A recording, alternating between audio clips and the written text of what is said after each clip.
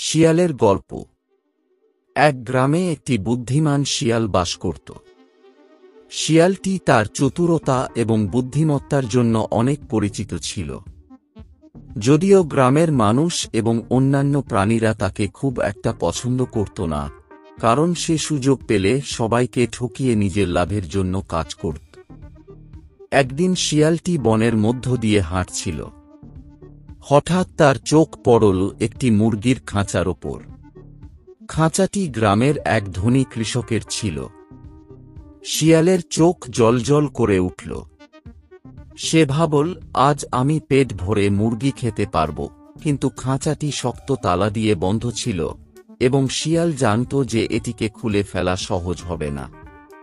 শিয়াল ধৈর্য ধরে খাঁচার চারপাশে ঘুরতে লাগল। সে দেখল কৃষকের বাড়ির একটি জানালা খোলা আছে।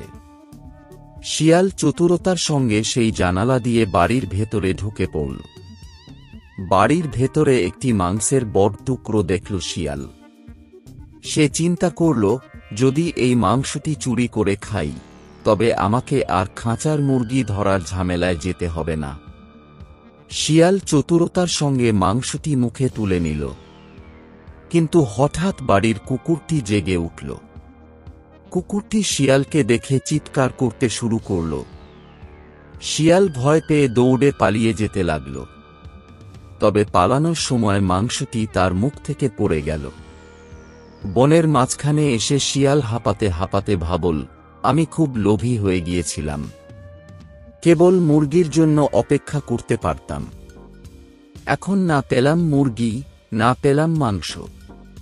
শিয়াল সেই দিন থেকে একটি শিক্ষা পেল, লোভ করলে সর্বদা ক্ষতি হয়। এরপর থেকে সে আর কখনো অতিরিক্ত লোভী না হওয়ার প্রতিজ্ঞা করল।